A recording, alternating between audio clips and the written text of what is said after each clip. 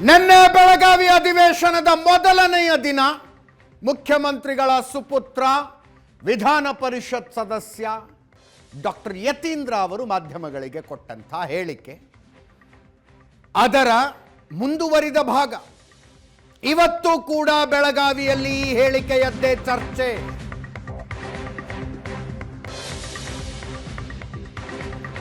ಕಾಂಗ್ರೆಸ್ ಪಾಳೆಯದಲ್ಲಿ ನಾಯಕತ್ವ ಬದಲಾವಣೆ ಬಿಟ್ಟಿನ್ಯಾವ ವಿಷಯವೂ ಚರ್ಚೆಯಾಗ್ತಿಲ್ಲ.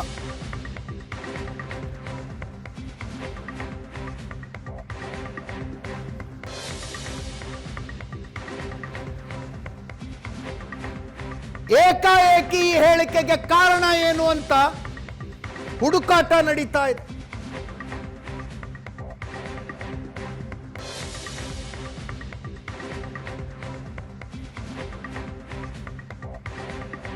ನಿನ್ನೆ ಎರಡೆರಡು ಸಲ ಸಿದ್ದರಾಮಯ್ಯನವರೇ ಪೂರ್ಣಾವಧಿಗೆ ಮುಖ್ಯಮಂತ್ರಿ, ಉಪಮುಖ್ಯಮಂತ್ರಿಗಳಿಗೆ ಮುಖ್ಯಮಂತ್ರಿ ಆಗುವ ಆಸೆ ಇತ್ತು, ಆದರೆ ಹೈಕಮಾಂಡ್ ಅದನ್ನು ಬಗೆಹರಿಸಿದೆ ಅಂತ ಯತೀಂದ್ರ ಸಿದ್ದರಾಮಯ್ಯನವರು ಹೇಳಿದ್ರು. ಎರಡೆರಡು ಸಲ ಹೇಳಿದ್ರು.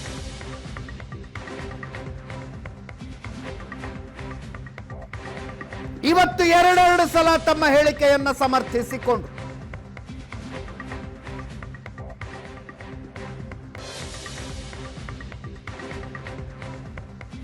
ಯಾರೇನಾದ್ರೂ ಹೇಳಿಕೊಳ್ಳಲಿ, ನಾನೇನು ಹೇಳಬೇಕೋ ಹೇಳಿದ್ದೀನಿ. ಈ ಬಗ್ಗೆ ಇವತ್ತಿನ ಸಿಎಲ್ಪಿ ಸಭೆಯಲ್ಲಿ ಚರ್ಚಿಸೋದಿಲ್ಲ, ಬೇರೆ ಯಾರಾದ್ರೂ ಪ್ರಸ್ತಾಪಿಸಿದ್ರೆ ನೋಡೋಣ ಅಂದ್ರು.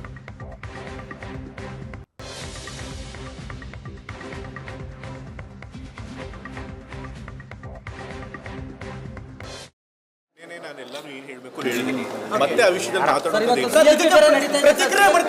ಈ ಬಾರಿ ಪ್ರತಿಯೊಬ್ಬರು ಏನಾದ್ರೂ ಹೇಳೋದಕ್ಕೆಲ್ಲ ನಾವು ಪ್ರತಿಕ್ರಿಯೆ ಮಾಡ್ಕೊಳ್ಳೋದಕ್ಕಾಗಲ್ಲ. ನಾನು ಏನ್ ಹೇಳ್ಬೇಕು ಹೇಳಾಗಿದೆ.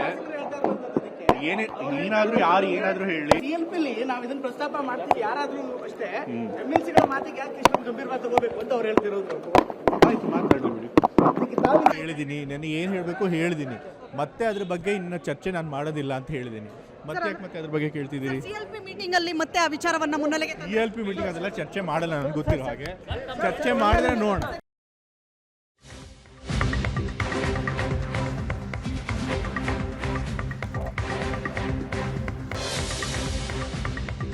ಏನು ಹೇಳಬೇಕೋ ಹೇಳಿದ್ದೀನಿ, ಮತ್ತೆ ಆ ವಿಷಯ ಚರ್ಚೆ ಮಾಡೋದಿಲ್ಲ ಅಂದ್ರು. ಯತೀಂದ್ರರ ಮಾತನ್ನ ಜಮೀರ್ ಅಹಮದ್ ಖಾನ್ ಸಮರ್ಥಿಸಿ ಮಾತನಾಡಿದ್ದಾರೆ. 2028ರ ತನಕ ಮುಖ್ಯಮಂತ್ರಿ ಕುರ್ಚಿ ಖಾಲಿ ಇಲ್ಲ. ಜಮೀರ್ ಅಹಮದ್ ಖಾನ್ರ ಮಾತಿದು.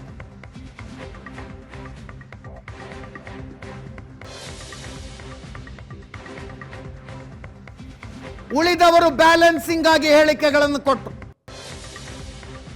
ಹೈಕಮಾಂಡ್ ತೀರ್ಮಾನ ಮಾಡುತ್ತೆ, ಹೈಕಮಾಂಡ್ ಮಾತಾಡಬೇಡಿ ಅಂತ ಹೇಳಿದೆ, ನಾವೇನು ಮಾತಾಡಲ್ಲ.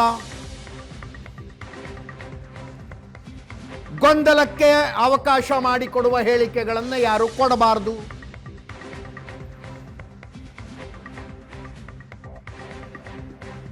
ಹೈಕಮಾಂಡ್ ಬಾಯಿ ಮುಚ್ಕೊಂಡು ಕೂತ್ಕೊಳ್ಳಕ್ಕೆ ಹೇಳಿದೆ, ನೀವು ಏನು ಕೇಳಿದ್ರು ಇದಕ್ಕೆ ನಾವು ಪ್ರತಿಕ್ರಿಯೆ ಕೊಡಲ್ಲ.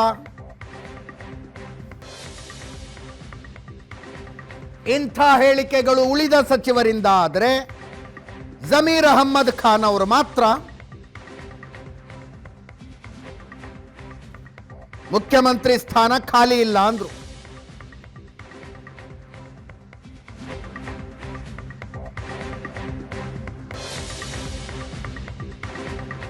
ಮಾನ್ಯ ಮುಖ್ಯಮಂತ್ರಿಗಳು, ಉಪಮುಖ್ಯಮಂತ್ರಿಗಳು ಹೇಳಿದ್ದಾರೆ. ಏನು ಹೇಳಿದ್ದಾರೆ? ನಮ್ಮ ಹೈಕಮಾಂಡ್ ಹೇಳ್ತಾರೆ ಅದಕ್ಕೆ ಬದ್ಧ ಅಂತ. ಈಗ ಯಾವಾಗ ಇದೆಲ್ಲ ಚರ್ಚೆ ಆಗಬೇಕಾಗಿರೋದು? ಮುಖ್ಯಮಂತ್ರಿ ಕುರ್ಚಿ ಖಾಲಿ ಇದ್ದರೆ ಆ ಮುಖ್ಯಮಂತ್ರಿ ಕುರ್ಚಿದಲ್ಲಿ ಸಿದ್ದರಾಮಯ್ಯ ಅವರು ಕೂತವ್ರು, ಏನಕ್ಕೆ ಇದೆಲ್ಲ ಚರ್ಚೆ ಬೇಕು? ಆದರೆ ಸಿದ್ದರಾಮಯ್ಯ ಅವರು ಮುಖ್ಯಮಂತ್ರಿ ಕುರ್ಚಿಯಲ್ಲಿ ಕೂತಿದ್ದಾರೆ. ಇದು 28ವರೆಗೂ ಅವ್ರು ಕುರ್ಚಿದಲ್ಲಿ ಕೂರ್ತಾರಂತ ನನ್ನ ಅಭಿಪ್ರಾಯ. ಅದು ಆ ಥರ ಏನೇನು ಇಲ್ಲ. ಅದು ಏನು ನಿರ್ಧಾರ ತೊಗೊಳ್ಬೇಕಾದ್ರೆ ಅದು ನಮ್ಮ ಪಕ್ಷ ಹೈಕಮಾಂಡ್ ತೊಗೊಳ್ತಾರೆ. ಅದು ಅವರು ತಂದೆಯವರ ಅಭಿಮಾನದಿಂದ ಮತ್ತು ಶಾಸಕರುಗಳ ಇದರಿಂದ ಹೇಳಿರ್ಬೋದು. ನಾನಾಗಲಿ ಸಿದ್ದರಾಮಯ್ಯ ಸಾಹೇಬರಾಗಲಿ ಇನ್ಕ್ಲೂಡಿಂಗ್ ಯತೀಂದ್ರ ಆಗಲಿ ಹೈಕಮಾಂಡ್ ಏನು ಹೇಳ್ತದೆ ಆ ತೀರ್ಮಾನಕ್ಕೆ ಬದ್ಧವಾಗಿರುವಂಥದ್ದು ನಾವು ಹೇಳೋದು. ಮಾಧ್ಯಮದ ಮುಂದೆ ಯಾವ ರಾಜಕೀಯನ ಮಾತಾಡಬಾರ್ದು ಅಂತೇಳಿ ಸ್ವತಃ CM DCM ಅವರೇ ಹೇಳಿದ್ದಾರೆ. ಅದರಿಂದ ನಾನು ಅದ್ರ ಬಗ್ಗೆ ಮಾತಾಡಕ್ಕೆ ಹೋಗಲ್ಲ. ಹೇಳ್ತಾರೆ ಅವ್ರಿಗೇನು ಕಾನೂನು ಇಲ್ವಾ ಆ ಪಕ್ಷದಲ್ಲಿ? ಏನು CM ಅವ್ರ ಮಗ ಅಂತೇಳಿ ಏನಾದರೂ ರಿಲ್ಯಾಕ್ಸೇಷನ್ ಇದೆಯಾ? ಅದನ್ನ ನಾವು ಅರ್ಥ ಮಾಡ್ಕೋಬೇಕು. ಎಷ್ಟು ಸರಿ ತಪ್ಪು ಅಂತ ಹೇಳೋಳು ನಾನಲ್ಲ, ಬಟ್ ಹೈಕಮಾಂಡ್ ಮೇಲೆ ನಾವೆಲ್ಲರೂ ಬಿಟ್ಟಂಥ ಸಂದರ್ಭದಲ್ಲಿ, ಸ್ವಂತ ಮಾನ್ಯ ಮುಖ್ಯಮಂತ್ರಿಗಳು ಹೇಳಿದಂಥ ಸಂದರ್ಭದಲ್ಲಿ ಹೈಕಮಾಂಡ್ ಹೇಳಿದ್ನ ಕೇಳ್ತೀನಿ ಅಂತ DK ಶಿವಕುಮಾರ್ ಸಾಹೇಬ್ರು ಹೇಳಿದಂಥ ಸಂದರ್ಭದಲ್ಲಿ ಗೊಂದಲಕ್ಕೆ ಎಡೆ ಮಾಡಿ ಕೊಡಬಾರ್ದು. ನಾವೆಲ್ಲರೂ ಜವಾಬ್ದಾರಿಯುತ ಸ್ಥಾನದಲ್ಲಿ ಇದ್ದಂಥವ್ರು ಗೊಂದಲಕ್ಕೆ ಎಡೆ ಮಾಡಿ ಕೊಡಬಾರ್ದು. ಹೈಕಮಾಂಡ್ ಏನು ಹೇಳುತ್ತೋ ಪ್ರತಿಯೊಬ್ಬರು ನಾವು ಕೇಳ್ತೀವಿ. ಸೊ ಗೊಂದಲಕ್ಕೆ ಎಡೆ ಮಾಡಿ ಕೊಡಬಾರ್ದು ಅಂತ ಇಷ್ಟೇ ಹೇಳಿ. I really do want to comment on this. ನೋಡ್ರಿ, ನಮ್ಮ ಹೈಕಮಾಂಡು ಎಲ್ಲರಿಗೂ ಬಾಯಿ ಮುಚ್ಕೊಂಡು ಕೂತ್ಕೊಳ್ಳಿ ಅಂದಿದ್ದಾರೆ. ನಾನು ಆ ಪದ್ಧತಿನ ಯಾವಾಗ ಅದು ಫಸ್ಟ್ ಹೇಳಿದ್ರೆ ಅವಾಗಿಂದನೂ ಮಾಡ್ತಾಯಿದ್ದೀನಿ. ನೀವು ಎಷ್ಟೇ 100 ಪ್ರಶ್ನೆ ಕೇಳಿದ್ರೂ ನನ್ನ ಬಾಯಂತೂ ಬಿಡಲ್ಲ ಇದಕ್ಕೆ. ನಾನು ಹೇಳಿದ್ದು ಇದನ್ನು ವರಿಷ್ಠರಿದ್ದಾರೆ ತೀರ್ಮಾನ ಮಾಡೋಕ್ಕೆ. ನಾನು ತುಂಬ ಚಿಕ್ಕವನಾಗ್ತೀನಿ, ಅದ್ರ ಬಗ್ಗೆ ನಾನು ಚರ್ಚೆನೇ ಮಾಡಲ್ಲ. ನಮಗೆ ಕೊಟ್ಟಿರೋ ಕೆಲಸನ ಸಮಸ್ಯೆಗಳು ಬೇಕಾದಷ್ಟಿದ್ದಾವೆ, ವಿಶ್ವಾಸ ಇದೆ ಅವರಿಗೆಲ್ಲರಿಗೂ. ನಾವು ಒಳ್ಳೆ ಕೆಲಸ ಮಾಡ್ತೀನಿ, ಅದು ಮಾಡ್ಕೊಂಡು ಹೋಗೋದು ಬಿಟ್ಟರೆ ನಮಗೆ ಇನ್ನೆಂಥದ್ದು ಇಲ್ಲ. ಇಂಥ ಸೆನ್ಸಿಟಿವ್ ಸಿಚುವೇಶನ್ನಲ್ಲಿ ಯತೀಂದ್ರ ಸಿದ್ದರಾಮಯ್ಯನವರು ಇಂಥ ಹೇಳಿಕೆಯನ್ನು ಕೊಡಬಾರದಾಗಿತ್ತು. ಇದು ಕಾಂಗ್ರೆಸ್ನೊಳಗೆ ಕೇಳಿ ಬರ್ತಾ ಇರುವ ಅಭಿಪ್ರಾಯ. ಕಾಂಗ್ರೆಸ್ನೊಳಗೆ ಅಂದರೆ DK ಶಿವಕುಮಾರ್ ಬಣದವರು ಹೇಳ್ತಾ ಇರೋದಲ್ಲ, ಸಿದ್ದರಾಮಯ್ಯನವರ ಬೆಂಬಲಿಗರೇ ಹೇಳ್ತಾ ಇದ್ದಾರೆ ಈ ಮಾತನ್ನ. ಸರ್ಕ್ಯೂಟ್ ಹೌಸ್ನಲ್ಲಿ ಮುಖ್ಯಮಂತ್ರಿಗಳನ್ನ ಭೇಟಿಯಾಗಿ ಅನೇಕ ಸಚಿವರು ಬೇಸರ ಹೊರಹಾಕಿದ್ದಾರೆ. ಅಧಿವೇಶನದ ಟೈಮ್ನಲ್ಲಿ ಇಂಥ ಹೇಳಿಕೆ ಬೇಕಿರಲಿಲ್ಲ. ಅನಗತ್ಯ ಹೇಳಿಕೆ, ಅನಗತ್ಯ ವಿವಾದ. ಬಿಜೆಪಿಯ ಕೈಗೆ ನಾವೇ ಅಸ್ತ್ರ ಕೊಟ್ಟಂಗಾಯಿತು. ಕಾಂಗ್ರೆಸ್ ಶಾಸಕರ ಬೇಸರ ಆಯಿತು. ಸಿದ್ದರಾಮಯ್ಯ ಆಪ್ತರು ಇನ್ನೊಂದು ಹೆಜ್ಜೆ ಮುಂದೆ ಹೋಗಿ ಯೋಚನೆ ಮಾಡ್ತಾ ಇದ್ದಾರೆ. ಯತೀಂದ್ರರ ಹೇಳಿಕೆಯಿಂದ DK ಶಿವಕುಮಾರ್ ಬಣದ ಒಗ್ಗಟ್ಟು ಹೆಚ್ಚಾಗತ್ತೆ ಅಂತ. ಹೇಳಿಕೆಗಳಿಗೆ ಪ್ರತಿ ಹೇಳಿಕೆ ಕೊಡೋದಕ್ಕೆ ಅವಕಾಶ ಮಾಡಿಕೊಟ್ಟಂಗಾಗತ್ತೆ.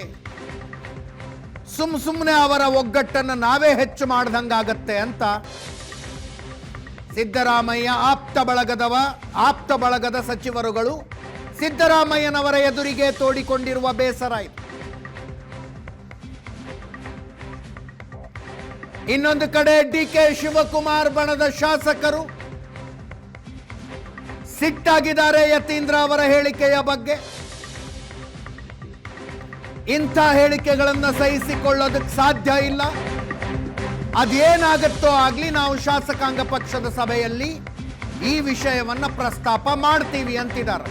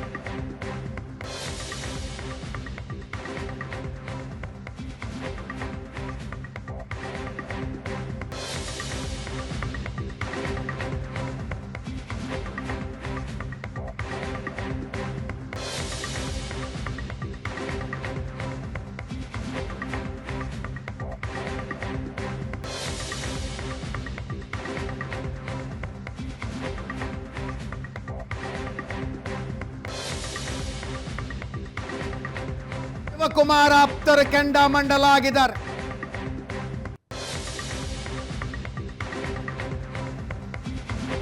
ರಾಮನಗರ ಶಾಸಕ ಇಕ್ಬಾಲ್ ಹುಸೇನ್ ಅವರಂತೂ ವರಿಷ್ಠರ ಸ್ಥಾನವನ್ನ ಯತೀಂದ್ರ ತುಂಬೋದು ಬೇಡ ಅಂದ್ರು. ವರಿಷ್ಠರ ಕೆಲಸ ವರಿಷ್ಠರೇ ಮಾಡಲಿ, ಎಲ್ಲ ಗೊಂದಲಗಳಿಗೆ ಪರಿಹಾರ ಹೇಳೋದಕ್ಕೆ ಅವರಿದ್ದಾರೆ, ಯತೀಂದ್ರ ಆ ಕೆಲಸ ಮಾಡೋದು ಬೇಡ ಅಂದ್ರು. ಮಾಗಡಿ ಬಾಲಕೃಷ್ಣ ಅವರು ಯತೀಂದ್ರ ಅವರ ಮಾತುಗಳ ಅವಶ್ಯಕತೆ ಈಗಿಲ್ಲ, ಹೈಕಮಾಂಡ್ ಇದೆ ನಮ್ಮಲ್ಲಿ, ಹೈಕಮಾಂಡ್ ತೀರ್ಮಾನ ಮಾಡುತ್ತೆ ಅಂತ. ಶಾಸಕ ಬೇಳೂರು ಗೋಪಾಲಕೃಷ್ಣ ಸಹ ಯಾರು ಇಂಥ ಹೇಳಿಕೆ ಕೊಡಬಾರದು, ಅವರೇ ಬ್ರೇಕ್ ಹಾಕಿ ಸುಮ್ಮನಿದ್ದಾರೆ, ನೀವ್ಯಾಕೆ ಮಾತಾಡ್ತೀರಿ? ಯತೀಂದ್ರ ಸಿದ್ದರಾಮಯ್ಯನವರ ಹೇಳಿಕೆಯ ಬಗ್ಗೆ ಇವತ್ತು ಶಾಸಕಾಂಗ ಪಕ್ಷದ ಸಭೆಯಲ್ಲಿ ಚರ್ಚೆ ಮಾಡ್ತೀವಿ ಅಂದ್ರು. ನಾನು ಮಾತಾಡ್ತೀನಿ, ಬಹಿರಂಗವಾಗಿ ಕೇಳ್ತೀನಿ ಅಂತ.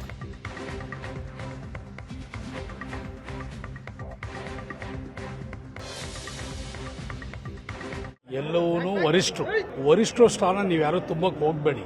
ವರಿಷ್ಠರದೇ ಆದಂಥ ಒಂದು ಗೌರವ ಇದೆ. ವರಿಷ್ಠರು ತೀರ್ಮಾನ ತಗೊಳ್ತೀವಿ ಅಂತ ಹೇಳಿದ್ದಾರೆ. ಅವರು ವರಿಷ್ಠರ ಸ್ಥಾನ ತುಂಬೋದು ಬೇಡ. ವರಿಷ್ಠರು ಬೇರೆ ಇದ್ದಾರೆ.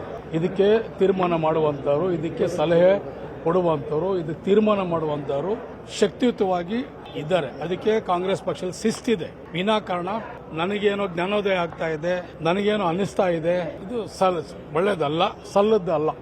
ಇದು ಅವಶ್ಯಕತೆ ಇಲ್ಲದೆ ಇರತಕ್ಕಂಥ ವಿಚಾರಗಳು ಚರ್ಚೆ ಅನವಶ್ಯಕವಾಗಿ ಆಗ್ತಾ ಇದೆ. ಅದಕ್ಕೊಂದು ಅಂತಿಮವಾದ ರೂಪವನ್ನು ಹೈಕಮಾಂಡ್ ಕೊಡಬೇಕು ಅಂತಕ್ಕಂಥದ್ದು ನನ್ನ ಅಭಿಪ್ರಾಯ. ಅವ್ರು ಏನು ಬಳಸ್ಕೊಳ್ಳೋ ಅವಶ್ಯಕತೆ ಏನಿಲ್ಲ, ನಾವೆಲ್ಲ ಕರೆಕ್ಟಾಗಿ ಇದ್ದೀವಿ. ನಮ್ಮ ಅಭಿಪ್ರಾಯ ಹೇಳ್ತಾ ಇದ್ದೀವಿ ಅಷ್ಟೇ. ನಮಗಿನ್ನ ನಾನು ಹೇಳುವ ನಮ್ಮ ತಟ್ಟಲ್ಲಿ ಬರೀ ನೊಣ ಬಿದ್ದದೆ, BJP ಅವ್ರ ತಟ್ಟಲ್ಲಿ ಹೆಗಣನೇ ಬಿದ್ದದೆ. ನೋಡ್ರಿ, ಇದು ಚರ್ಚೆ ಮಾಡ್ತಕ್ಕಂಥ ವಿಚಾರ ಅಲ್ಲ. ಅವ್ರವ್ರ ಅಭಿಮಾನಿಗಳು ಅವ್ರವ್ರ ಪರವಾಗಿ ಬ್ಯಾಟಿಂಗ್ ಆಡ್ತಕ್ಕಂಥದ್ದು ಸಹಜ. ಅದನ್ನು ಬ್ಯಾಟಿಂಗ್ ಆಡ್ತಾ ಇದ್ದಾರೆ, ಅದನ್ನು ಚರ್ಚೆ ಮಾಡ್ತಕ್ಕಂಥ ವಿಷಯ ಅಲ್ಲ. ನಮ್ಮಲ್ಲಿ ಹೈಕಮಾಂಡ್ ಸ್ಟ್ರಾಂಗ್ ಆಗಿದೆ, it will take the decision. ನಾನು ಒಂದು ಹೇಳೋಕ್ಕೆ ಇಷ್ಟಪಡ್ತೀನಿ ಸರ್, ಈ ಏನು ಅಸೆಂಬ್ಲಿ ನಡೀತದೆ ಅಲ್ಲಿವರೆಗೂ ಸ್ವಲ್ಪ ಬಾಯಿ ಮುಚ್ಕೊಂಡು ಇರಪ್ಪ. ಆನಂತರ ನಿಮ್ಗೆ ಏನೇ ಚಟ ಇದೆ ಎಲ್ಲ ತೀರ್ಸ್ಕೋಬೇಕಂತ ಹೇಳಬೇಕಾಗತ್ತೆ. ಯಾಕೆ ಹಿಂಗೆ ಮಾಡ್ತಿದ್ರಿ? ಅವರೇ ಶಾಂತಿ ಮಂತ್ರ ಹಾಕೊಂಡು ಒಣ್ಣಾಗಿರ್ಬೇಕಾದ್ರೆ ನೀವೆಲ್ಲ ಹೇಳಿಕೆ ಕೊಡುವಂಥದ್ದು ತಪ್ಪಾಗುತ್ತೆ. ಅದನ್ನು ಇವತ್ತು ರಾಷ್ಟ್ರೀಯ ನಾಯಕರು ಅದ್ರ ಬಗ್ಗೆ ಒಂದು ನೋಟಿಸ್ ಕೊಡಬೇಕು ಅವರಿಗೆಲ್ಲರಿಗೆ, ಹೇಳೋಂಥವ್ರಿಗೆಲ್ಲ. ಯಾಕೆ ಹೇಳಿಕೆ ಕೊಡ್ತೀರಿ?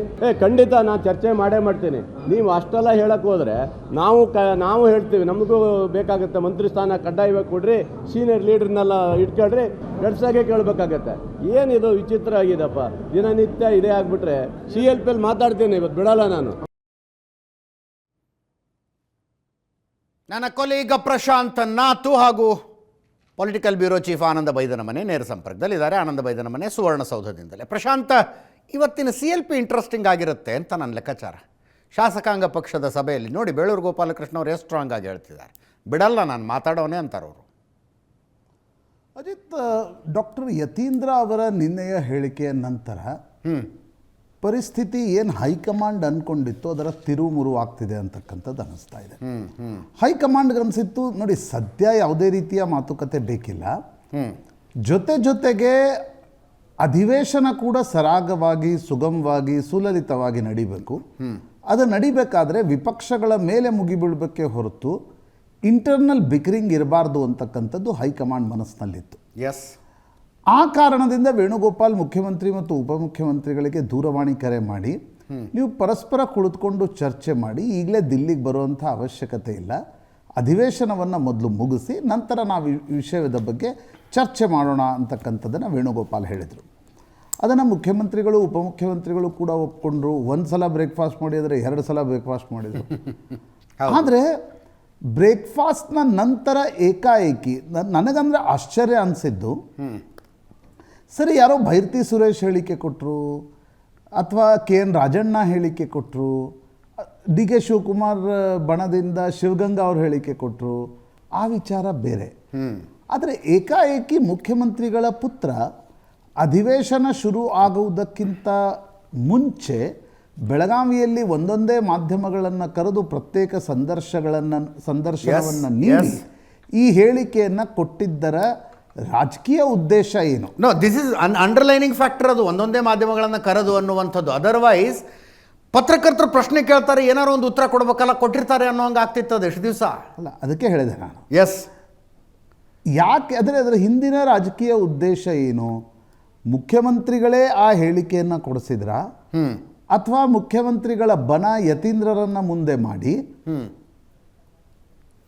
ಈ ರೀತಿಯ ಏನೊಂದು ಸಿದ್ದರಾಮಯ್ಯ ವರ್ಸಸ್ DK ಶಿವಕುಮಾರ್ ಚಟುವಟಿಕೆಗಳು ನಡೆದಿವೆ, ಅದನ್ನು ಹೈಕಮಾಂಡ್ ಮಟ್ಟದಲ್ಲೂ ಕೂಡ ಅಧಿವೇಶನದ ಸಂದರ್ಭದಲ್ಲೂ ಕೂಡ ಅದಕ್ಕೊಂದು ಫ್ಲೇಮನ್ನು ಇಟ್ಟು ಹೈಕಮಾಂಡನ್ನು ಇನ್ನಷ್ಟು ಒಂದು ರೀತಿಯ ಮುಜುಗರಕ್ಕೆ ಅಥವಾ ಹೈಕಮಾಂಡ್ ಮೇಲೆ ಒತ್ತಡ ಹಾಕ್ತಕ್ಕಂಥ ಪ್ರಯತ್ನ ಮುಖ್ಯಮಂತ್ರಿಗಳು ಮಾಡ್ತಿದ್ದಾರಾ ಅನ್ನುವ ಪ್ರಶ್ನೆ ಸ್ವಾಭಾವಿಕವಾಗಿ ಉದ್ಭವಿಸುತ್ತೆ. ಯಾಕಂದರೆ ಮುಖ್ಯಮಂತ್ರಿಗಳ ಪುತ್ರ ಬಿಟ್ಟು ಬೇರೆ ಯಾರೂ ಹೇಳಿಕೆ ನೀಡಿದ್ರು ಕೂಡ ಇದೊಂದು ಸಾಮಾನ್ಯ ಹೇಳಿಕೆ ಅನ್ನಿಸ್ಕೊಳ್ತಾ ಇತ್ತು.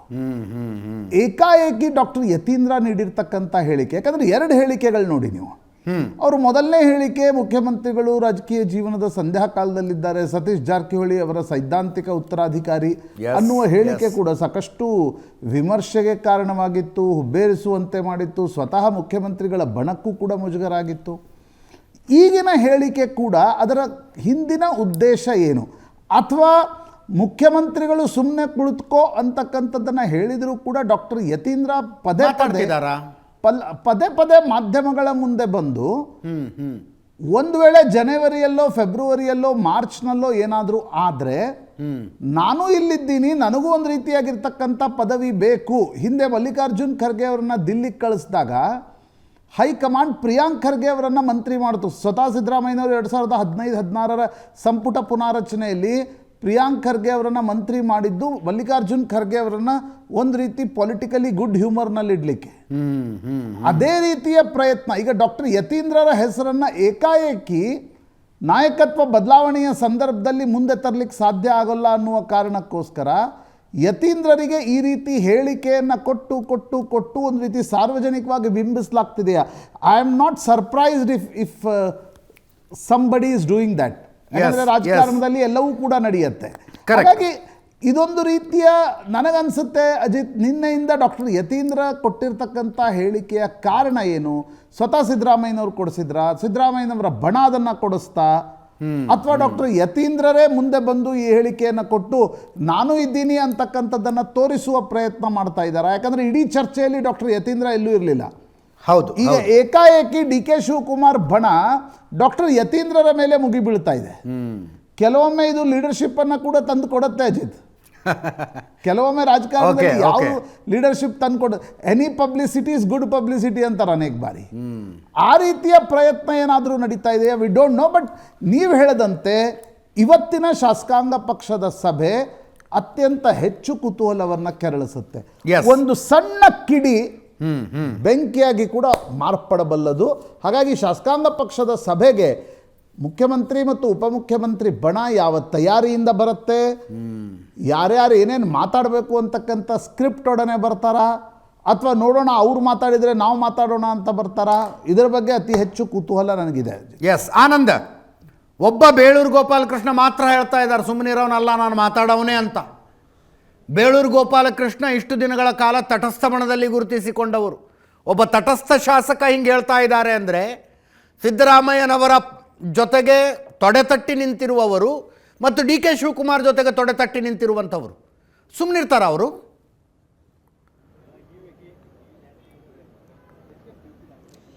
ಎಸ್, ನಿನ್ನೆ ಅಧಿವೇಶನಕ್ಕೆ ಆರಂಭದ ಮುನ್ನ ಯತೀಂದ್ರ ಸಿದ್ದರಾಮಯ್ಯ ಕೊಟ್ಟಿರ್ತಕ್ಕಂಥ ಹೇಳಿಕೆ ಇಡೀ ಕಾಂಗ್ರೆಸ್ನಲ್ಲಿ ಒಂದು ರೀತಿ ಸಂಚಲನಕ್ಕೆ ಕಾರಣವಾಗಿದೆ.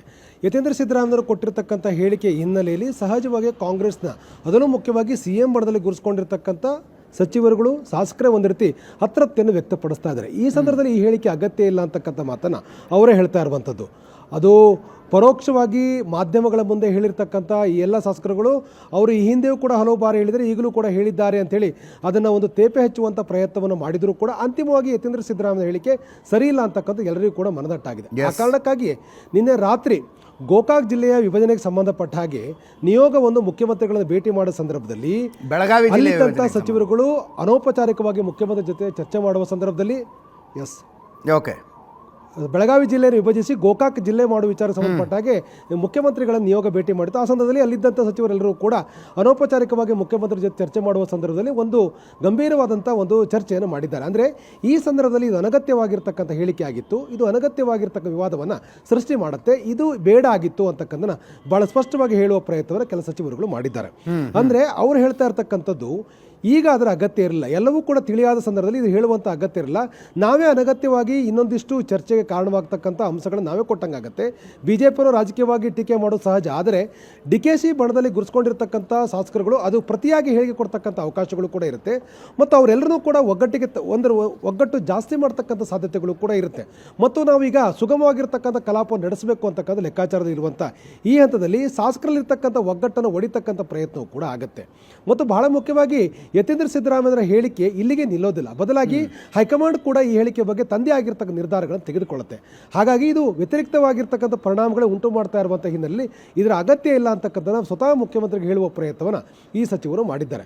ಅಷ್ಟಕ್ಕೆ ಸುಮ್ಮನಾಗದಂಥ ಯತೀಂದ್ರ ಸಿದ್ದರಾಮಯ್ಯ ಇವತ್ತು ಬೆಳೆಯೂ ಕೂಡ ಅದೇ ರೀತಿಯಾಗಿರ್ತಕ್ಕಂಥ ಹೇಳಿಕೆಯನ್ನು ಕೊಟ್ಟಿದ್ದೆ. ನಾನೇನು ಹೇಳಿದ್ದೇನೆ ಅಂತಕ್ಕಂಥ ಹೇಳಿಕೆ ಏನಿದೆ ಆ ಹೇಳಿಕೆಯನ್ನು ಮತ್ತೆ ಎಂಡಾರ್ಸ್ ಮಾಡ್ತಕ್ಕಂಥ ಪ್ರಯತ್ನವನ್ನು ಕೂಡ ಬೆಳಗ್ಗೆ ಮಾಡಿದರು. ಎರಡು ಕಡೆ ಮಾತಾಡಿದಂಥ ಯತೀಂದ್ರ ಸಿದ್ದರಾಮಯ್ಯರು ಅದನ್ನು ಎಂಡಾರ್ಸ್ ಮಾಡ್ತಕ್ಕಂಥ ಪ್ರಯತ್ನ ಮಾಡಿದರು. ಜೊತೆಗೆ ತಾವು ಹೇಳಿರ್ತಕ್ಕಂಥ ಹೇಳಿಕೆ ಸರಿ ಅಂತ ಹೇಳಿ ವಾದ ಮಾಡುವಂಥ ಪ್ರಯತ್ನವನ್ನು ಕೂಡ ಅವರು ಮಾಡಿದ್ದಾರೆ.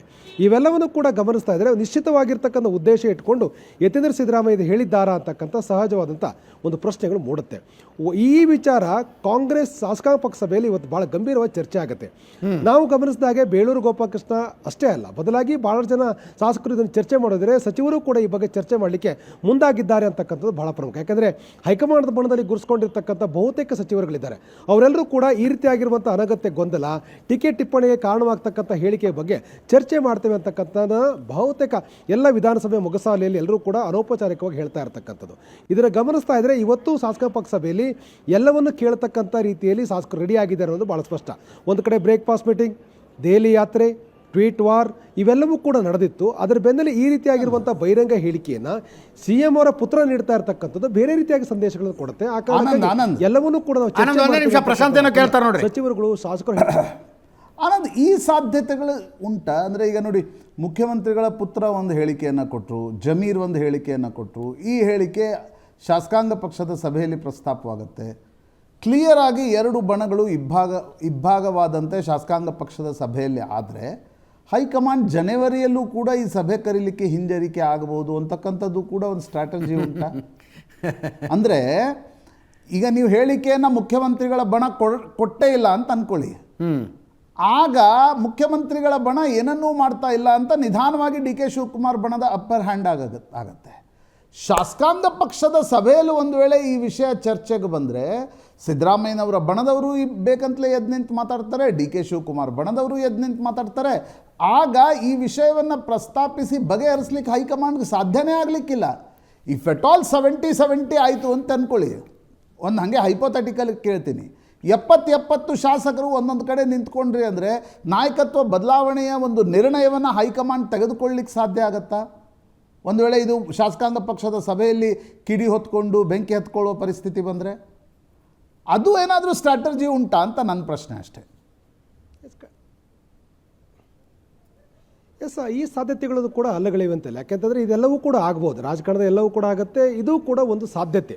ಯಾಕೆಂದರೆ ಈಗ ನಾವು ಗಮನಿಸಬೇಕು, ಯತೀಂದ್ರ ಸಿದ್ದರಾಮಯ್ಯರ ಬಣದ ಅಷ್ಟೇ ಅಲ್ಲ, ಬದಲಾಗಿ ಇವರು ಬಣದಲ್ಲಿರ್ತಕ್ಕಂಥಲ್ಲರೂ ಕೂಡ ಯತೀಂದ್ರ ಸಿದ್ದರಾಮಯ್ಯರ ಹೇಳಿಕೆಯನ್ನು ಇದು ಸರಿಯಲ್ಲ ಅಂತಕ್ಕಂಥ ಹೇಳ್ತಾ ಇದ್ದಾರೆ.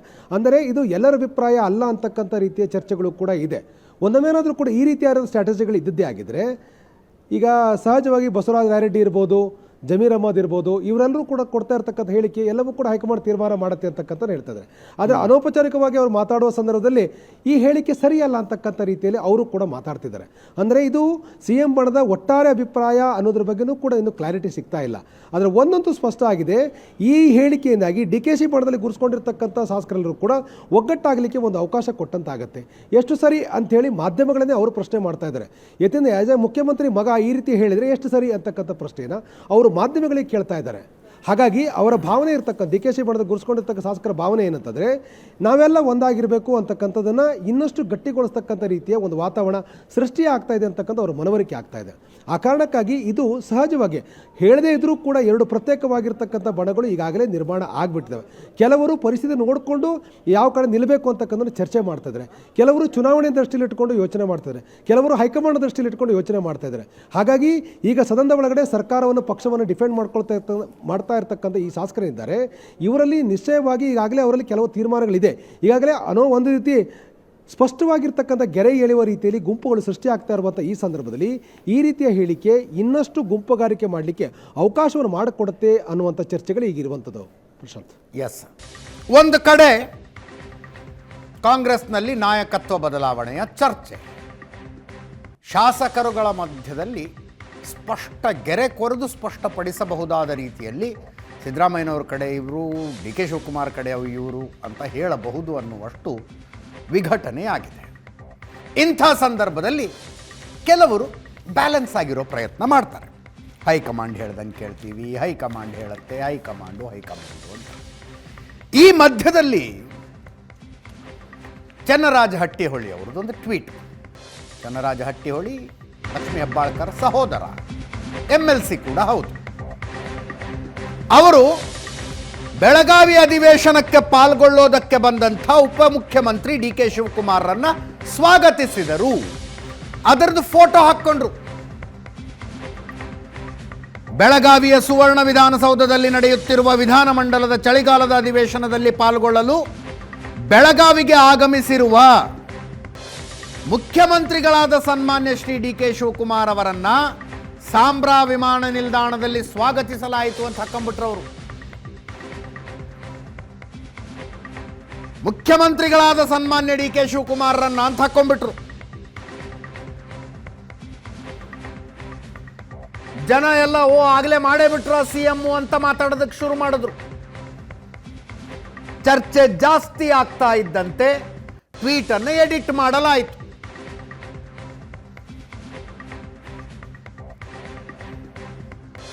ಮೊದಲಿನ ಟ್ವೀಟು, ಎಡಿಟ್ ಆದ ಟ್ವೀಟ್ ಎರಡನ್ನೂ ನೋಡ್ತಾ ಇದ್ದೀರಿ.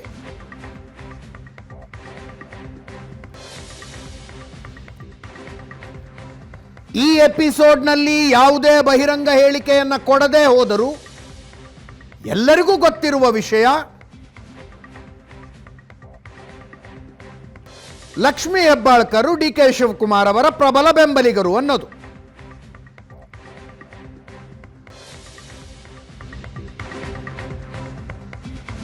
ಆ ಪ್ರಕಾರ ಚನ್ನರಾಜ ಹಟ್ಟಿಹೊಳಿ ಅವರು ಸಹ.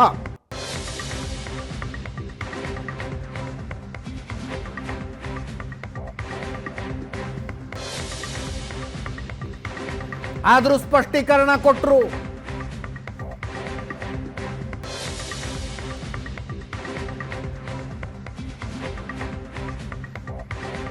ನಿದ್ದೆಗಣ್ಣಲ್ಲಿ ಟೈಪ್ ಮಾಡಿದಾನವನು, ಸೋಷಿಯಲ್ ಮೀಡಿಯಾ ಹ್ಯಾಂಡಲ್ ಮಾಡೋನು ಅಂತ.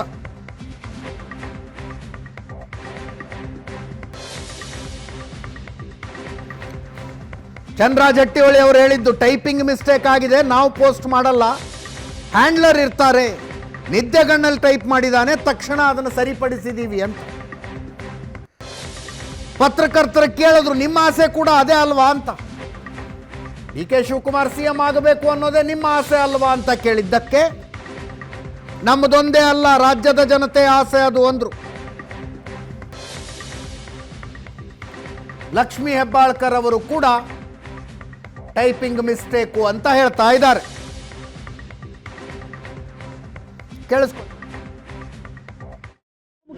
ಈಗಾಗಲೇ ಮೇಡಮ್ ನಾನು ಅದಕ್ಕೆ ಕ್ಲಾರಿಫಿಕೇಶನ್ ಕೊಟ್ಟಿದ್ದೀನಿ. ಅದು ನಾವು ಟೈಪ್ ಮಾಡಿ ಹಾಕೋ ಪೋಸ್ಟ್ ಇರಲ್ಲ, ಹ್ಯಾಂಡ್ಲರ್ ಹಾಕಿರ್ತಾರೆ. ಏನೋ ಬೆಳಗ್ಗೆ ಎದ್ದು ನಿದ್ಗಣ್ಣಾಗ ನಾವು ಬರೆದಿರ್ಬೇಕು. ಅದನ್ನ ಈಗ ಆಲ್ರೆಡಿ ನಾವು ಬದಲಿ ಮಾಡಿದ್ದೀವಿ. ಆ ಟೈಪಿಂಗ್ ಎರರ್ನ ಯಾರೂ ತಾವು ಸೀರಿಯಸ್ ಆಗಿ ತೆಗೆದುಕೊಂಡು ಹೋಗಬೇಡಿ ಅಂತ ನಾನು ರಿಕ್ವೆಸ್ಟ್ ಮಾಡ್ಕೋತೀನಿ.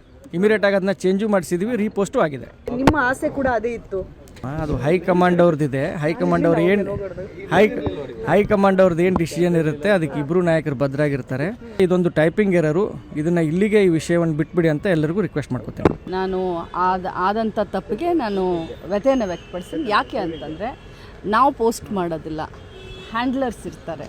ಅವ್ರು ಪೋಸ್ಟ್ ಮಾಡುವಂಥ ಸಂದರ್ಭದಲ್ಲಿ ಅಚಾತುರ್ಯ ಆಗಿದೆ, ಅಚಾತುರ್ಯನೂ ತಪ್ಪೆ. ಅದನ್ನು ಒಂದು ನಿಮಿಷ, ಅದನ್ನು ನಾನು ಯಾಕಂದರೆ ನಾನು ಮೊದಲಿನಿಂದನೂ ಹೇಳ್ತೀನಿ, ಪಕ್ಷದ ಶಿಸ್ತಿನ ಸಿಪಾಯಿ ಅಂತ. ಆ ತಪ್ಪನ್ನು ನಾನು ತಪ್ಪಂತಲೇ ಹೇಳಲಿಕ್ಕೆ ಬಯಸ್ತೀನಿ. ತಮ್ಮೆಲ್ಲರ ಎದುರುಗಡೆನೂ ಕೂಡ ನಾನು ಅದನ್ನು ಒಪ್ಕೊಳ್ತೀನಿ. ನಾನು ನೋಡೇ ಇರಲಿಲ್ಲ ಅದನ್ನು.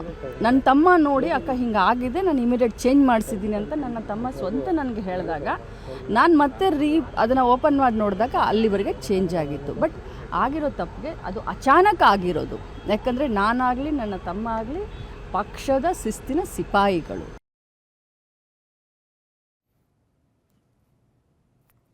ಚನ್ನರಾಜ ಹಟ್ಟಿಹೊಳಿ ಅವರ ಟ್ವಿಟ್ಟರ್ ಹ್ಯಾಂಡಲ್ನಲ್ಲಿ ಆದ ಮಿಸ್ಟೇಕನ್ನು ಹೇಳಿದ್ವಿ. ನಮ್ಮಿಂದನೂ ಒಂದು ಮಿಸ್ಟೇಕ್ ಆಯ್ತೀಗ. ನಮ್ಮದೊಂದೇ ಅಲ್ಲ, ರಾಜ್ಯದ ಜನತೆಯ ಆಸೆ ಅದು ಅಂತ ಚನ್ನರಾಜ ಹಟ್ಟಿಹೊಳಿ ಅವರು ಹೇಳಿದ್ರು ಅಂತ ಬ್ರೇಕಿಂಗ್ ಇತ್ತು. ಇಲ್ಲ, ಹಂಗೆ ಹೇಳಿಲ್ಲ. ಅವರು ಹೈಕಮಾಂಡ್ ತೀರ್ಮಾನ ಮಾಡುತ್ತೆ ಅಂತಷ್ಟೇ ಹೇಳಿದ್ದು. ರಾಜ್ಯದ ಜನತೆಯ ಆಸೆಯೂ ಅದೇ ಅಂತ ಚನ್ನರಾಜ ಹಟ್ಟಿಹೊಳಿ ಅವರು ಹೇಳಿಲ್ಲ. ಮುಂದಿನ ಸುದ್ದಿಗೆ ಹೋಗೋಣ.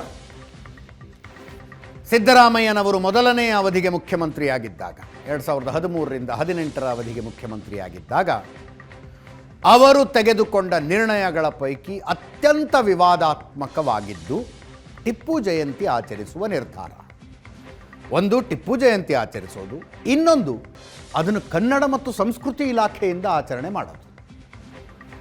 ಸಿದ್ದರಾಮಯ್ಯನವರ ಮೊದಲ ಅವಧಿಯ ವಿವಾದಾತ್ಮಕ ನಿರ್ಣಯಗಳ ಪೈಕಿ ಬಹುಶಃ ಮೊದಲ ಸಾಲಿನಲ್ಲಿ ನಿಲ್ಲುವುದು ಇದೆ. ಅನೇಕ ಪರ ವಿರೋಧಗಳಿದ್ದವು. ಕೊಡಗಿನ ಕಾಂಗ್ರೆಸ್ ನಾಯಕರುಗಳೇ ಸ್ವತಃ ಸಿದ್ದರಾಮಯ್ಯನವರಲ್ಲಿ ಬಂದು ಮನವಿ ಮಾಡಿಕೊಂಡ್ರು, ಮಾಡಬೇಡಿ ಟಿಪ್ಪು ಜಯಂತಿನ ಅಂತ. ಆದರೂ ಟಿಪ್ಪು ಜಯಂತಿ ಆಯಿತು. ಎರಡನೇ ಅವಧಿಗೆ ಮುಖ್ಯಮಂತ್ರಿಯಾಗಿ 2.5 ವರ್ಷ ಆಗಿದೆ. ಈ ಅವಧಿಯಲ್ಲಿ ಟಿಪ್ಪು ಜಯಂತಿಯ ಪ್ರಸ್ತಾಪ ಇಲ್ಲ.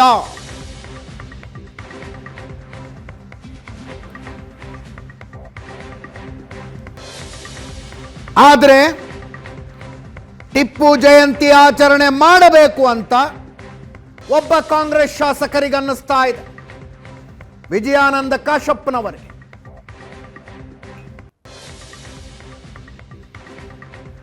ಸದನದಲ್ಲಿ ಚರ್ಚೆಯಾಗಬೇಕು ಅಂತಿದ್ದಾರೆ ಅವರು.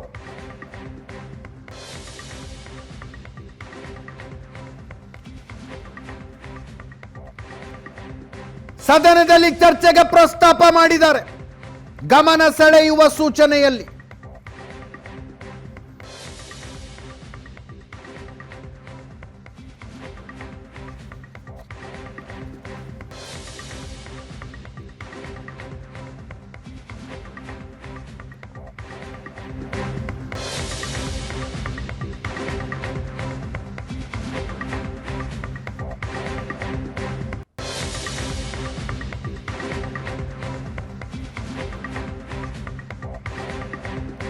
ಟಿಪ್ಪು ಜಯಂತಿ ಬಗ್ಗೆ ಸದನದಲ್ಲಿ ಚರ್ಚೆಗೆ ಪ್ರಸ್ತಾಪಿಸಿದ್ದೇನೆ. ಬಿಜೆಪಿ ಅವರಿಗೆ ಬೇಡ ಅಂದ್ರೆ ಬೇಡ. ಯಡಿಯೂರಪ್ಪ, ಜಗದೀಶ್ ಶೆಟ್ಟರು ಟಿಪ್ಪು ವೇಷಭೂಷಣ ಹಾಕ್ತಾರೆ. ಬಿಜೆಪಿಗೆ ಆವಾಗ ಟಿಪ್ಪು ಬೇಕಿತ್ತು, ಈಗ ಬೇಡವಾ? ಟಿಪ್ಪು ನಮ್ಮ ದೇಶದ ಆಸ್ತಿ. ಸ್ವಾತಂತ್ರ್ಯಕ್ಕಾಗಿ ಹೋರಾಡಿದ ಪುಣ್ಯಾತ್ಮ. ದೇಶಕ್ಕಾಗಿ ಸ್ವಂತ ಮಕ್ಕಳನ್ನ ಒತ್ತೆ ಇಟ್ಟವರು, ಜೀವತ್ಯಾಗ ಮಾಡದವರು ಅಂತ ವಿಜಯಾನಂದ ಕಾಶಪ್ಪನವರ ಸಮರ್ಥನೆ ಟಿಪ್ಪು ಜಯಂತಿ ಆಚರಣೆಯ ಪ್ರಪೋಸಲ್ಗೆ.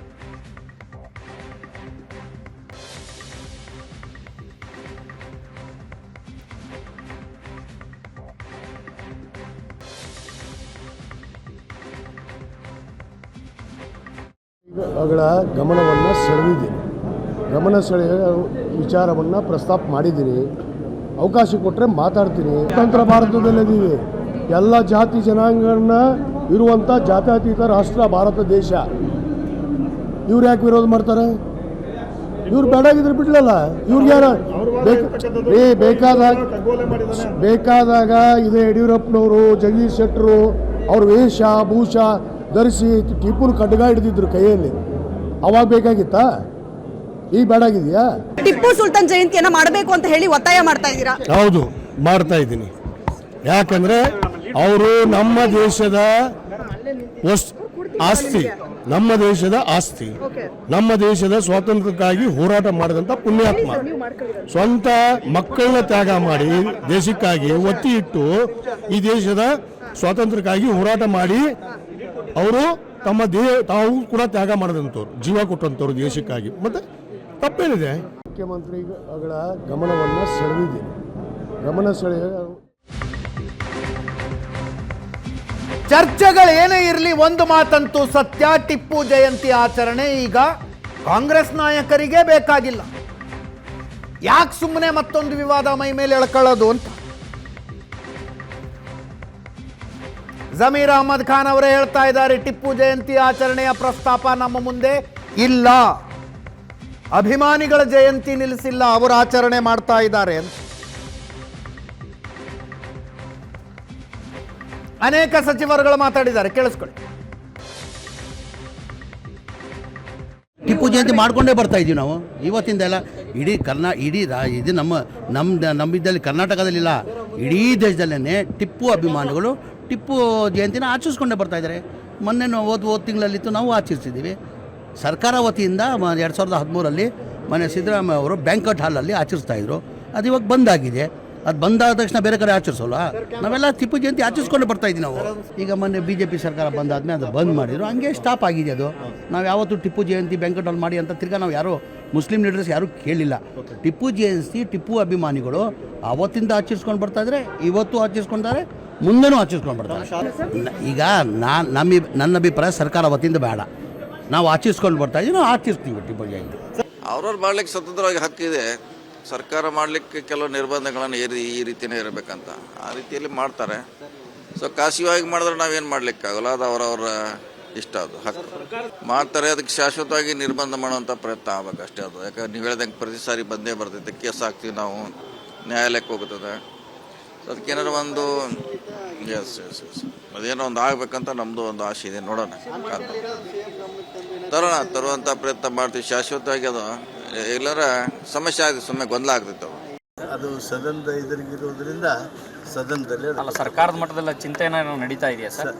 ಸದನದಲ್ಲಿ ಆ ವಿಷಯ ಇರೋದ್ರಿಂದ ನಾವು ಬಗ್ಗೆ ಸದನದಲ್ಲಿ ಸರಿ. ನಮ್ಮ ನಿಲುವು ಜಾತ್ಯತೀತ ನಿಲುವು.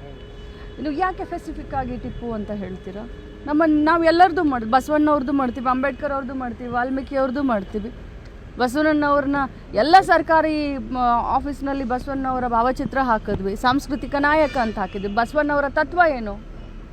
ಆ ಧರ್ಮದ ಮೇಲೆ ನಾವು ನಂಬಿಕೆನ ಇಟ್ಕೊಂಡಂಥವ್ರು ಯಾಕೆ ಸ್ಪೆಸಿಫಿಕ್ ಆಗಿ ತಾವು ಕೇಳ್ತೀರಾ?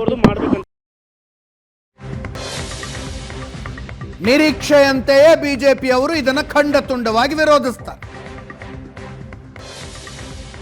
ವಿಷಯ ಡೈವರ್ಟ್ ಮಾಡಕ್ಕೆ ಈ ಪ್ರಸ್ತಾಪ ಅಂದ್ರು ವಿಪಕ್ಷ ನಾಯಕ ಆರ್ ಅಶೋಕ್ ಅವರು. ಪವರ್ ಶೇರಿಂಗ್ ವಿಷಯ, ಉತ್ತರ ಕರ್ನಾಟಕದ ಸಮಸ್ಯೆಗಳ ವಿಷಯ ಎಲ್ಲವನ್ನು ಡೈವರ್ಟ್ ಮಾಡೋದಕ್ಕೆ ಮನೆಹಾಳ ಟಿಪ್ಪು, ಹೈದರಾಲಿಯ ವಿಷಯಗಳನ್ನು ತರ್ತಿದ್ದಾರೆ ಅಂತ. CT ರವಿ ಅವರು ಮಾತಾಡಿದ್ರು.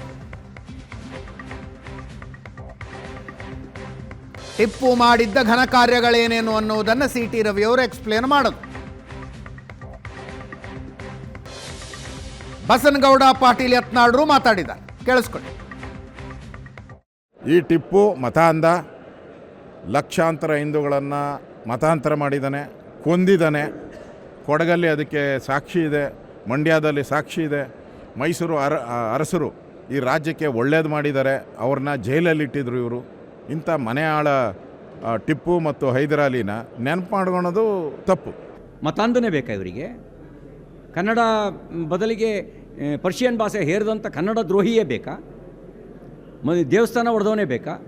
ತನ್ನ ಖಡ್ಗದಲ್ಲಿ ನನ್ನ ಖಡ್ಗ ಕಾಫಿರರ ರಕ್ತಕ್ಕಾಗಿ ತಹತಹಿಸುತ್ತಿದೆ ಅಂತ ಪರ್ಷಿಯನ್ ಲಿಪಿಯಲ್ಲಿ ಬರೆಸ್ಕೊಂಡಂಥ ಒಬ್ಬ ಕ್ರೂರಿ ಮತಾಂಧನೇ ಬೇಕಾ? ಒಳ್ಳೆಯವ್ರು ಸಿಗಲ್ವ ಇವರಿಗೆ? ಒಳ್ಳೆಯವ್ರು ಕಾಣಲ್ವ ಇವರಿಗೆ? ಇಂಥ ಸಂಸ್ಕೃತಿ ದ್ರೋಹಿಗಳು, ಕನ್ನಡ ದ್ರೋಹಿಗಳೇ ಬೇಕಾ ಇವರಿಗೆ? ಯಾವ ಹನುಮಾನ ಒಂದು ದೇವಸ್ಥಾನವನ್ನು ಇವತ್ತು ಕೆಡವಿ ಅಲ್ಲಿ ಜಾಮಿಯಾ ಮಸೀದಿಯನ್ನು ಕಟ್ಟಿದಂಥ ಒಬ್ಬ ಮತಾಂಧನ ಈ ಒಂದು ಹುಟ್ಟಹಬ್ಬವನ್ನು ಮಾಡಬಾರ್ದು ಅನ್ನೋಂಥದ್ದು ನಮ್ಮ ಸ್ಪಷ್ಟವಾದಂಥ ನಿಲುವು. ಒಂದು ವೇಳೆ ಸರ್ಕಾರ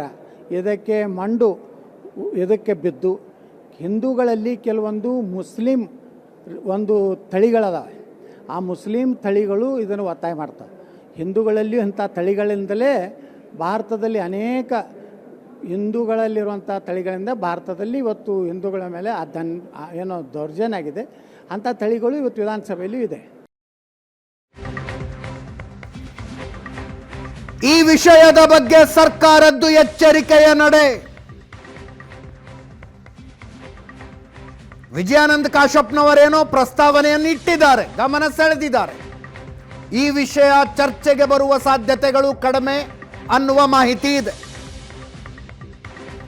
ಮುಖ್ಯಮಂತ್ರಿಗಳೇ ವಿಜಯಾನಂದ ಕಾಶಪ್ಪನವರ ಜೊತೆ ಮಾತಾಡಿದ್ರಂತೆ.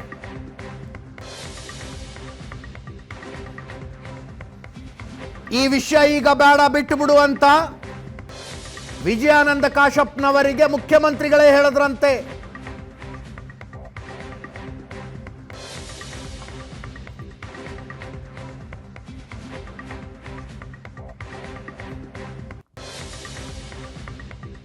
ಈ ವಿಷಯ ಚರ್ಚೆಗೆ ಬಂದರೆ ಬಿಜೆಪಿ ಅವರ ಕೈ ಮೇಲಾಗಬಹುದು ಅನ್ನುವ ಎಚ್ಚರಿಕೆ ಇದು.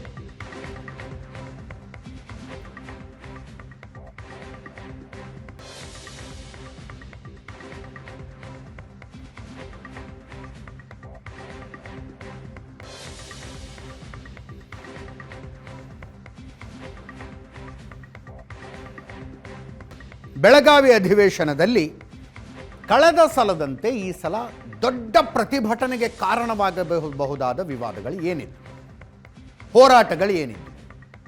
ಇದ್ದದ್ದು ಒಂದೇ, ರೈತ ಹೋರಾಟ. ಕಬ್ಬಿಗೆ ನ್ಯಾಯಯುತವಾದ ಬೆಲೆ ಕೊಡಬೇಕು ಅಂತ ರೈತರು ಹೋರಾಟ ಆರಂಭಿಸಿದ್ದರು.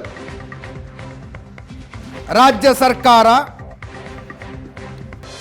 ಸಕ್ಕರೆ ಫ್ಯಾಕ್ಟರಿ ಮಾಲೀಕರು ಮತ್ತು ರೈತ ಮುಖಂಡರ ಜೊತೆಗೆ ಮಾತುಕತೆ ನಡೆಸಿ ಎಲ್ರಿಗೂ ಸಮಾಧಾನ ಆಗುವಂಥ ಒಂದು ಬೆಲೆ ಕೊಡಿಸಿ ಸುಮ್ಮನಾಯ್ತು. ಅಲ್ಲಿಗೆ ಆ ವಿವಾದ ಮುಗೀತು.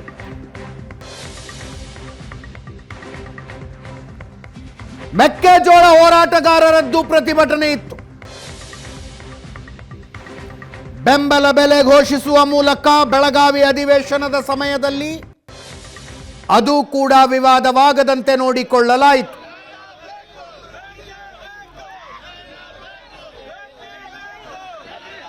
ನೆರೆ ಹಾನಿ, ಅದಕ್ಕೆ ಪರಿಹಾರವನ್ನು ಘೋಷಿಸಲಾಗಿದೆ.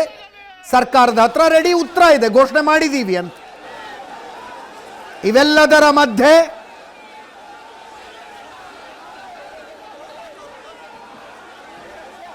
ಇಪ್ಪತ್ತು ಸಾವಿರ ರೈತರನ್ನ ಕರ್ಕೊಂಡು ಬಂದು ವಿಧಾನಸೌಧಕ್ಕೆ, ಕ್ಷಮಿಸಿ ಸುವರ್ಣ ಸೌಧಕ್ಕೆ ಮುತ್ತಿಗೆ ಹಾಕಿಸುವ ಆಲೋಚನೆಯಲ್ಲಿ ಬಿಜೆಪಿ ಇತ್ತು.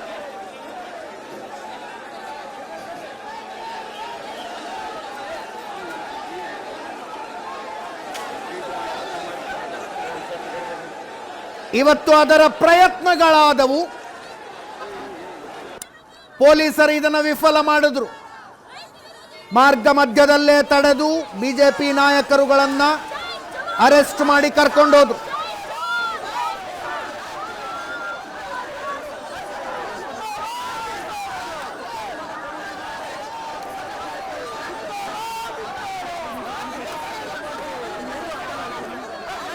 ಕೇಳಿಸ್ಕೊಳ್ಳಿ ಯಾರ್ಯಾರೇನೇನು ಮಾತಾಡಿದ್ರು ಅಂತ.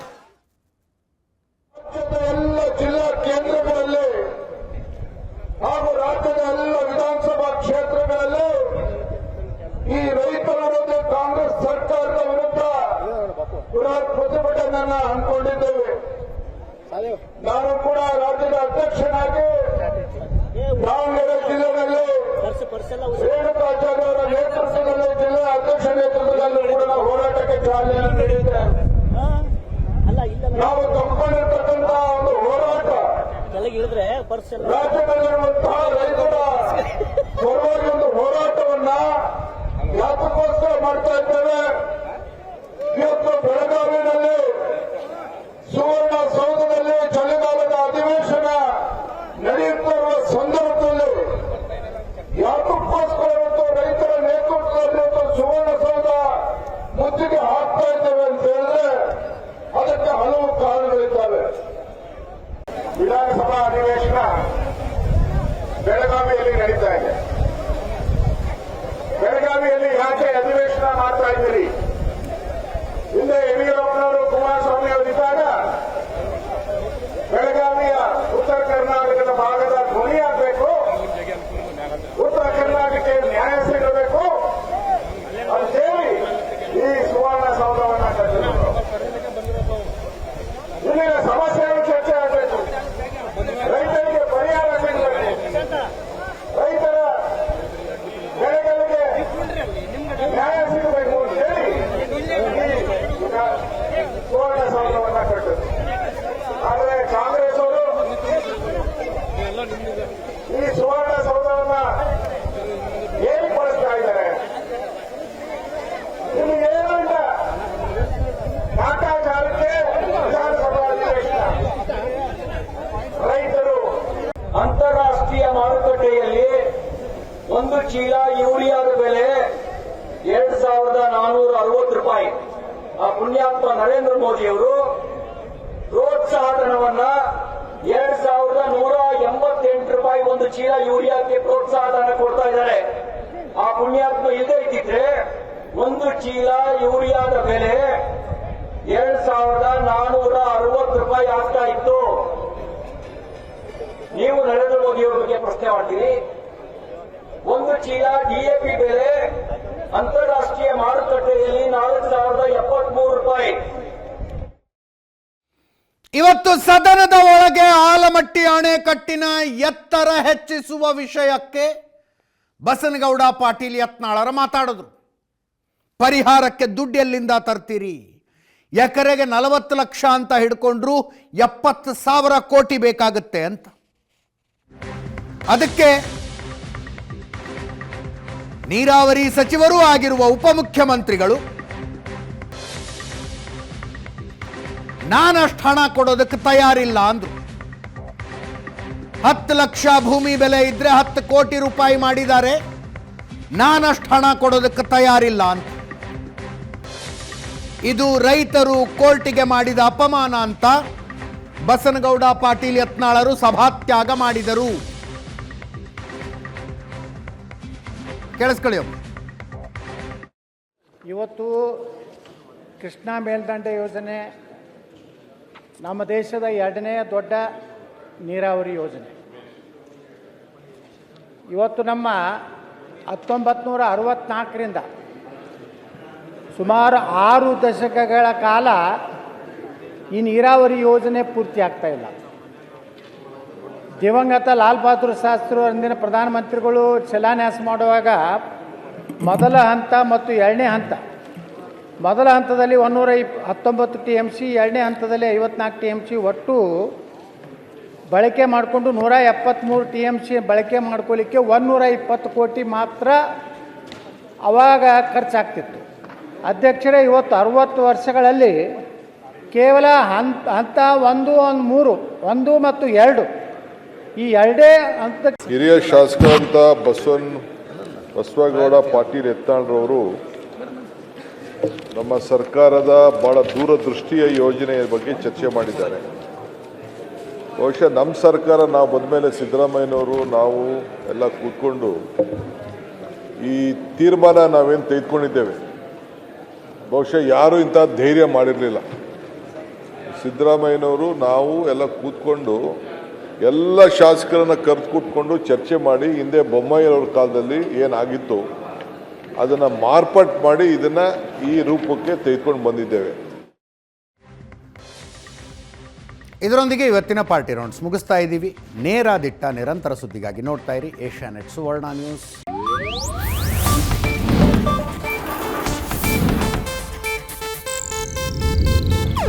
ಇದು ಏಷ್ಯಾನೆಟ್ ನ್ಯೂಸ್ ನೆಟ್ವರ್ಕ್ ಪ್ರಸ್ತುತಿ.